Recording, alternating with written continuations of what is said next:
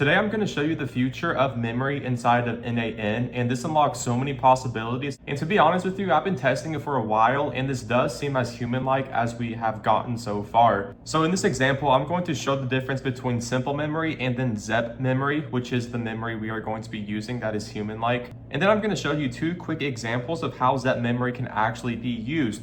But before we get into that, let's start with simple memory. So simple memory is basically just going to remember information from the current workflow and from past nodes. And it's also unable to access information from past conversations. So if I'm talking with this AI assistant and then the next day I start a new conversation with it, it's not going to remember what we talked about last because we are using simple memory here. However, with ZEP memory, which I've been testing, as you can see here, it remembers information from past conversations and it can be accessed also through multiple workflows. So I can have this workflow here, and then I can have another one, attach the ZEP memory to it, and it's going to remember everything I've said to it in the past. I have a simple automation here set up to where when I message my AI assistant through Telegram, it's going to access ZEP memory and answer my question with whatever relevant information it can get from ZEP. So if I open up my chat between me and my AI assistant on Telegram, I just restarted it here, so that's why it responded to that first start message. But I'm just going to say a simple message like hello,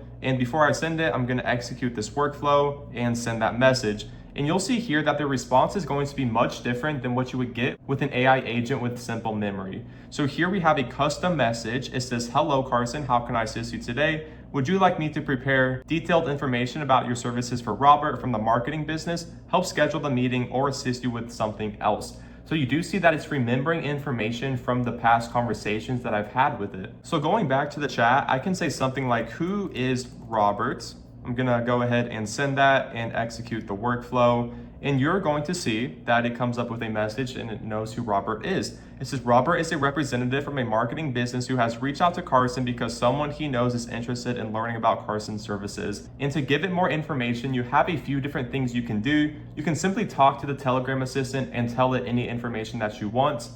Or ZEP memory can pick up information going through a workflow, which I'll show you here in this Gmail example. So a couple things is happening here with ZEP. But before, I'm just gonna show you what this workflow is to start with. Basically, this Gmail trigger node activates anytime I receive an email, and then the text classifier determines if it is a client email or not. If it is a client email, it adds the label to that message. It goes through my AI agent, creates a draft message for that client email, and then lets me know through Telegram that the draft is ready.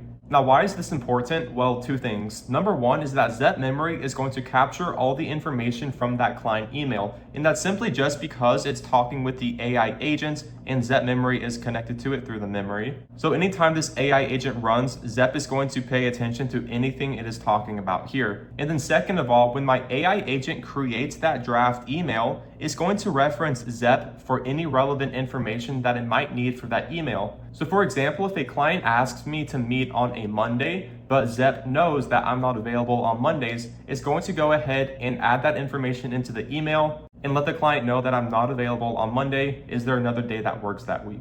The next one is a YouTube video example, and basically what this does is it goes through competitor YouTube channels, it finds outlier videos that are performing well, and then this AI agent creates new video topics based off of the high performing video topics from the competitor YouTube channels.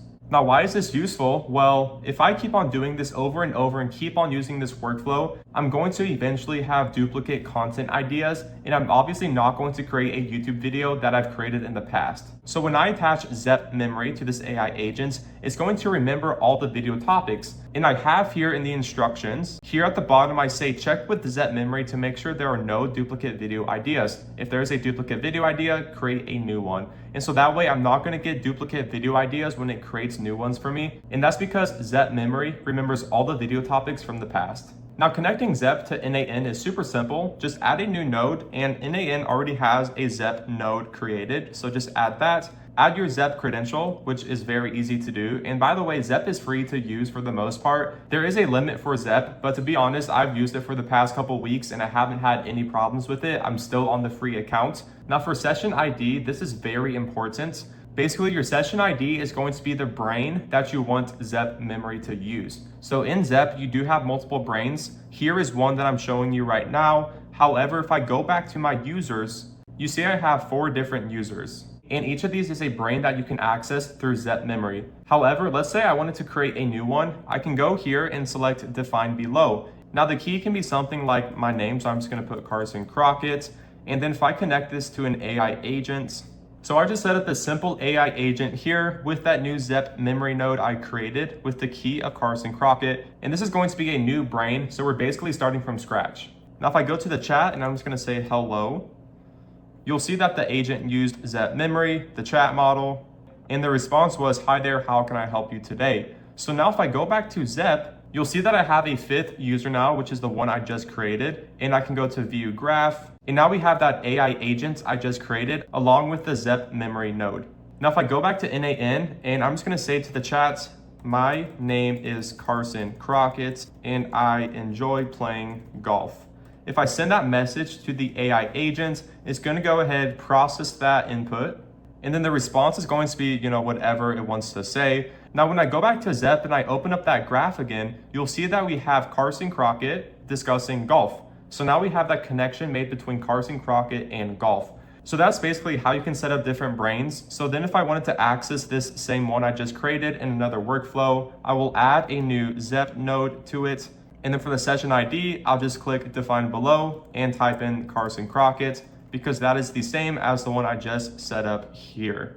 So super powerful. You can have like 10 different graphs set up all with different information and access them in different workflows. So that is Zep memory for you. It's the closest I have found so far for human-like memory for n8n. So I totally recommend you check it out. And like I said, I've been using it for a while now and it's been completely free. So most likely when you use Zep also, it's going to be free for you, which is super nice because of how powerful this tool is. Now, if you enjoyed this video and want to see more n8n builds and automations, go ahead and like and subscribe, and I will see you in the next video.